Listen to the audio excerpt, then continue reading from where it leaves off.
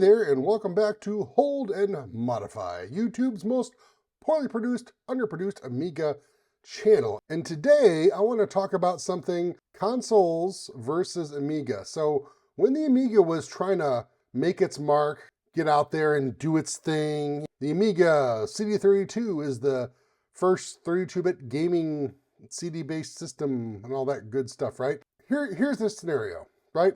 I never owned a console when I was a kid. When I was a kid or teenager, young adult, I did not actually have a console. I never owned a console. I had an Amiga 500. Those are the games I played on. Now, my brother had the Nintendo, and I would go over his house and play Nintendo games. But one of the things I discovered pretty quickly was like, wow, the Amiga games look a lot better than Nintendo games. And I thought that was pretty sweet. Now, yeah, Amiga games did take longer to load, and some of them were installable on a hard drive if you were fortunate enough to have one of those. And initially I wasn't. But what I wanted to talk about is, like, when we look at this stuff, okay, so let's check some of this out, okay? I know I'm on AmiNet right now, scrolling around, but let's talk about some of this stuff. So look, you walk into Electronics Boutique or Babbage's, and you see this playing, Shadow of the Beast, right? Look at this. This is Shadow of the Beast. I had no idea what I was looking at. I was like, is this a game? It's running on a, what is this, a Nintendo? What is this? Oh, this must be the Sega. No. This is an Amiga. Well, what's an Amiga? Well, it's a Commodore computer. The Commodore 64? Well, no, not the Commodore 64, but this is the next thing they've done, is the Amiga. So I'm looking at this Shadow of the Beast game, like I'm like, wow, this is insane. I mean, I've never seen a game at home. Like, I would expect to go to an arcade and see something like this, but not at home.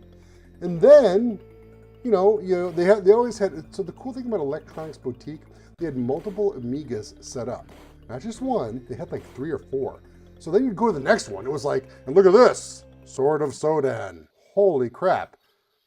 What is going on with all this? This is incredible. Like, there's like full size, full screen sprites and things. And and then before you can even, grasp that, you look over to the right, and then the classic, let's say it together, the classic what?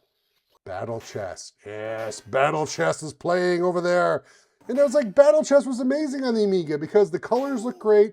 And of course, the Amiga had the digitized sound effects. So the sound was great. Oh my gosh, I loved it. But then, here's the other thing. You start seeing other things like Leander.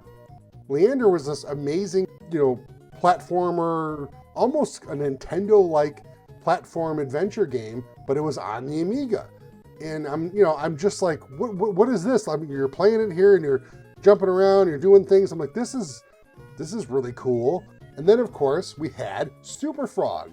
Now, Super Frog, I mean, this was like the Nintendo version of an Amiga game, or I don't know, what do you want to call it? The Sega/Nintendo version of an Amiga game, because you had, Mario and Sonic all wrapped into one with Super Frog.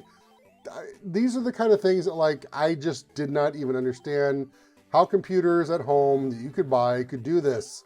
And these are one of the things that kind of led us down that weird, funky path of like, okay, so I'm going to use my Amiga to create 3D and do awesome animations, and I'm gonna tell my parents I'm definitely learning how to do a new skill on this computer system that's going to get me a job in the future, but also I'm going to play really awesome games. There's a whole bunch of games, and I could just keep throwing up various awesome Amiga games on the screen here for you.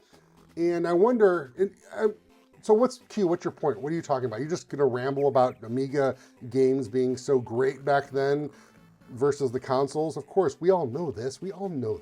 I was impressed with how cool the Amiga could generate all these amazing graphics and sound and all these games versus what you could go into go into the Toys R Us or whatever the popular, store was for buying toys. Because remember, back then, consoles and even some computers were considered toys, what you could buy. And I thought, the Amiga was just, it gave you the best of both worlds. It gave you all of the awesome gaming stuff, and it also gave you the creativity stuff in one machine. Yeah, you could go buy a Nintendo system for $100 or $200, whatever it costs. And then, yeah, the Amiga was a lot more expensive, but you were getting everything. You could get the Amiga, you could write your book report, you could make a spreadsheet, and you could play awesome games, or also you could render the movie Tron or The Last Starfighter on your Amiga. That's something I'd want to spend my money on, and that's why I did. Here I am, all these years later,